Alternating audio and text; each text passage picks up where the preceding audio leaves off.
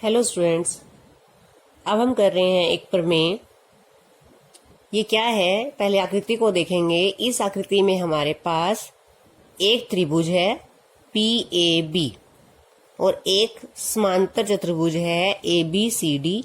दोनों आकृतियां एक ही आधार और एक ही समांतर रेखाओं के बीच स्थित हैं।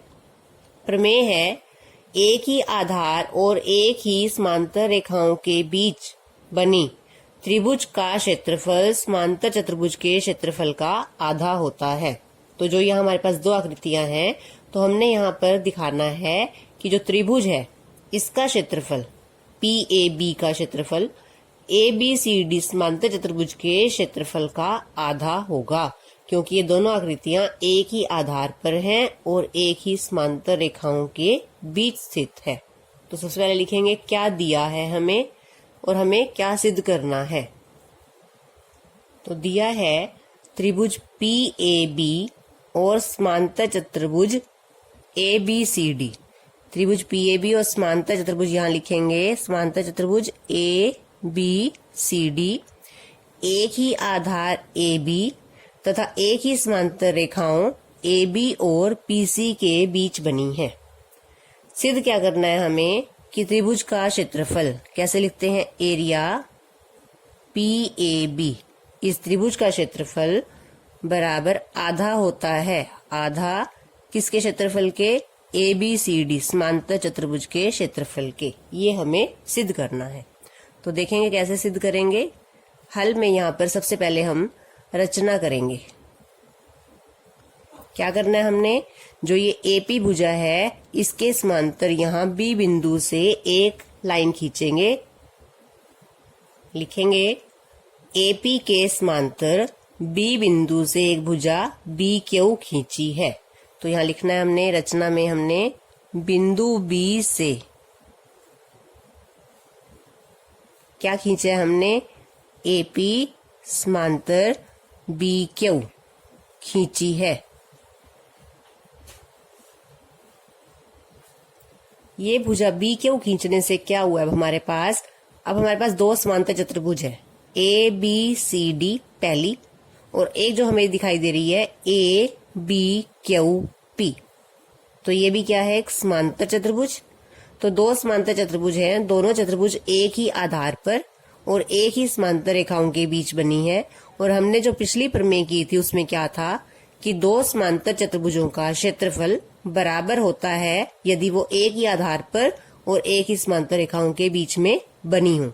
तो जो यहाँ दो चतुर्भुज हैं उन दोनों का क्षेत्रफल बराबर होगा।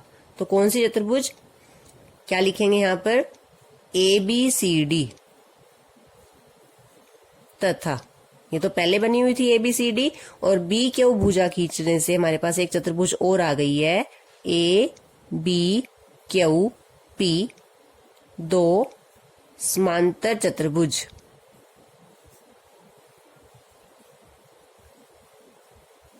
एक ही आधार तथा एक ही समांतर रेखाओं के बीच हैं।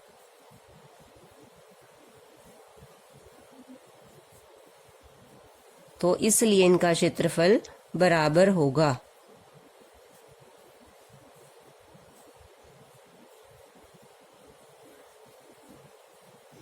इसलिए एरिया ABCD बराबर एरिया किसके, ABQP के। इन दोनों का क्षेत्रफल बराबर है। अब हम देखते हैं एक बार इस चतुर्भुज को ABQP को। देखेंगे ABQP में ये एक बीच में लाइन आ रही है PB, ये क्या है, इसका विकर्ण है। अब ये जो विकर्ण है ये समांतर चतुर्भुज का विकर्ण इसे दो बराबर क्षेत्रफलों वाले त्रिभुज में बांटता है। यदि एक समांतर चतुर्भुज है और हम उसका विकर्ण खींच दे तो जो दो त्रिभुज बनती हैं उनका क्षेत्रफल हमेशा बराबर होता है। तो यहीं पे लिखेंगे ये समांतर चतुर्भुज है ABQP, जो ये विकर्ण है BP, ये जो दो त्रिभुज बन गई इसके बाद इन दोनों का क्षेत्रफल बराबर होगा। तो अगर मुझे समांतर चतुर्भुज का क्षेत्रफल निकालना है तो दोनों त्रिभुजों के क्षेत्रफल को जोड़ के बनेगा। क्या लिखते हैं अब, area A B Q P बराबर एरिया, दोनों त्रिभुजों को प्लस करेंगे, कौन सी, A B P plus area दूसरी त्रिभुज है पी क्यू बी।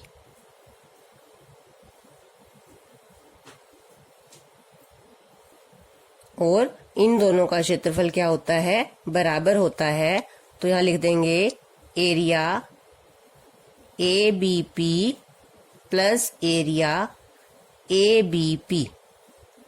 क्यों लिखा, क्योंकि जो समांतर चतुर्भुज है उसका विकर्ण उसे दो बराबर क्षेत्रफलों वाले त्रिभुज में बांटता है। तो ये ए बी पी दो बार आ रहा है तो लिखेंगे 2 into area A B P. यहां लिख देते हैं हम समांतर चतुर्भुज का विकर्ण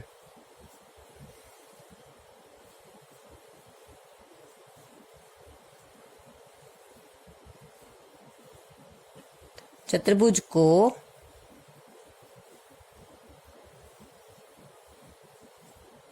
दो बराबर भागों में बांटता है। भाग बराबर हैं तो उनका क्षेत्रफल भी क्या होगा, बराबर होगा। तो अब ए बी क्यू पी का एरिया है 2 एरिया ए बी पी। तो यहां रख देंगे इसको, इसका नाम रखते हैं नंबर 1। तो लिखेंगे 1 से area A B C D बराबर 2 into area A B P. 2 यहाँ गुना में है, इधर ले आएंगे तो बाय में आ जाएगा। 1/2 area A B C D बराबर एरिया ए बी पी। यही हमने सिद्ध करना था कि त्रिभुज का क्षेत्रफल समांतर चतुर्भुज के क्षेत्रफल का आधा होता है यदि दोनों आकृतियां एक ही आधार और एक ही समांतर रेखाओं के बीच स्थित हों।